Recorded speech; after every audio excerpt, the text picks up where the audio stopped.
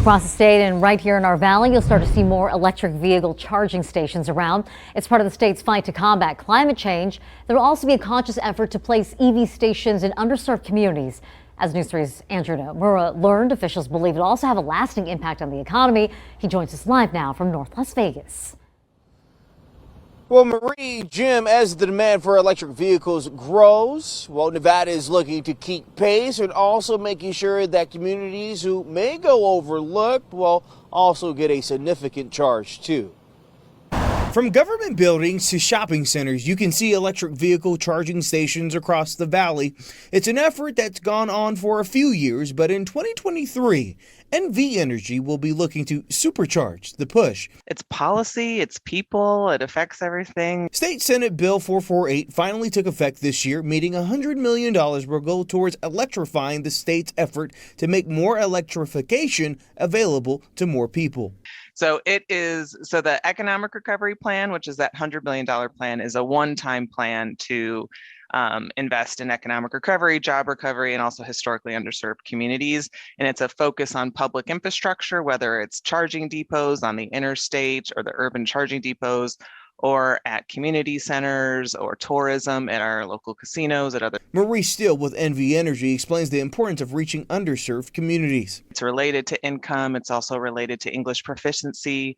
There's a definition related to public schools to make sure that we're investing there as well. And then tribal lands. Shawnee Coleman with Clark County's Economic Development Office says the department can't put their finger on the exact number of jobs, but as the state transitions to more clean energy, expect a lot. He says charging stations will need things like maintenance, so this will be a great job circuit. Someone designs something around a charging station, right? They build a charging station, and then they provide other amenities where people can, spend dollars. Like, what is charging? 30 minutes to charge or so? That's 30 minutes that you can occupy somebody's time, and occupying somebody's time meaning that there's an opportunity to generate revenue from them. Well, energy officials expect or say that you should see a lot more charging stations here in Nevada by the end of this year. A new bill being presented up in Carson City this week could help expand craft breweries here in Nevada. Good evening, everyone. Glad you're with us tonight. I'm Jim Snyder. And I'm Latoya Solman. Those businesses say current state law prohibits growth and leaves them at a financial disadvantage. News 3's Brett Forrest joins us now live from the Arts District, which includes Brewery Row. And Brett, this could affect a lot of brew pubs down there. Yeah, Jim, Latoya, good evening. We're talking about Senate Bill 108 being presented in the legislature this Wednesday. If it passes, it could greatly impact that craft brew landscape. Brew pubs want it, but distributors do not. Under Nevada law, if a craft brewery wants to distribute its own beer to its own tap room, they have to go through a wholesale distributor. Beer advocates say this prevents craft breweries from expanding and incurs unnecessary cost. It's time that we start moving forward in the state of Nevada to have more modern craft beer laws that affect our businesses. Wendy Forrest is the president of the Nevada Craft Brewers Association. She's also the co-owner of Craft House Brewery, and she wants a change. We've all made it through the pandemic, and we've all made it through a shutdown. And now it's time that we have control of our own product in our own businesses. To get beer from her Henderson Brewery to her Arts District taproom is a 4-day process through wholesale distributors because she's not allowed to deliver it there herself. She puts in an order on Monday and gets the beer on Thursday. We pay about 36 to 38% more for our own product than we sold it to them on Monday.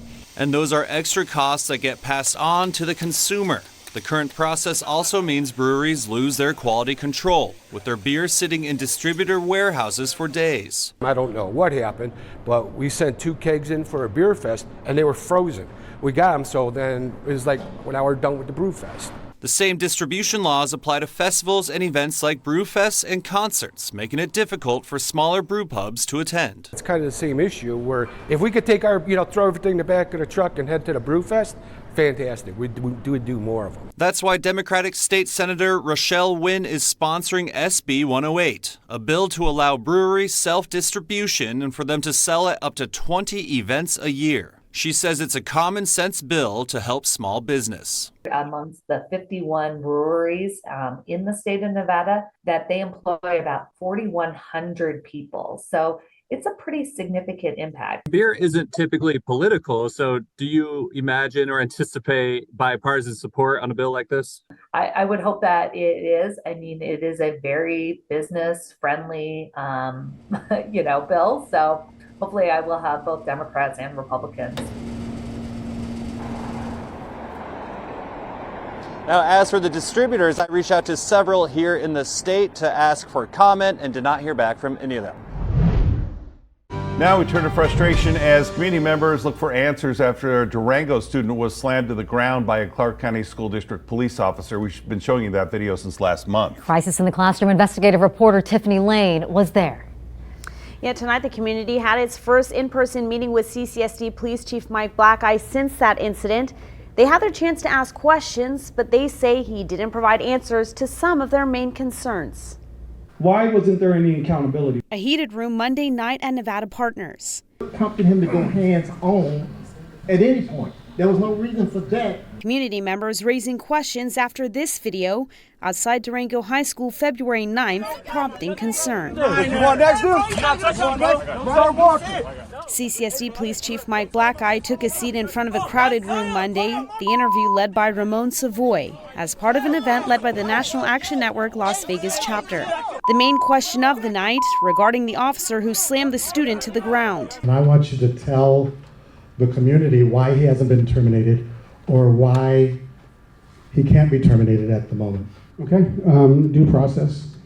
There's also a collective bargaining agreement. Without an answer the crowd was looking for, they kept pushing. Due process, I'm not going to be held for violating that. I'm not going to do that. Due process is separate from your CBA Article 35.5, allows for you to suspend for 3 days. Blackeye did share details about why the officers were near Durango High School that day. That the day before at the same time in the same location, we received a report that a student had pulled out a firearm and brandished it in around 50 other students. It was at a fast food restaurant directly down the street from the school. The student made the claim that he was going to shoot up the school at a basketball game.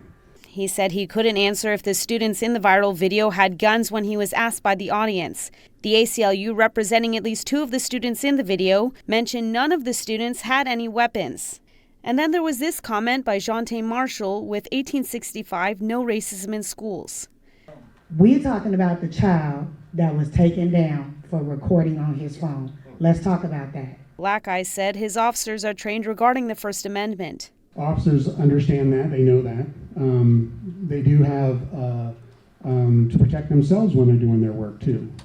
I don't believe there was an issue regarding the recording. We actually encouraged that. We were recording as well.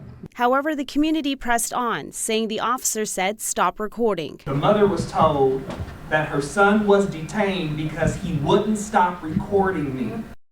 We still want our questions answered, and our children need to go to school without being in fear.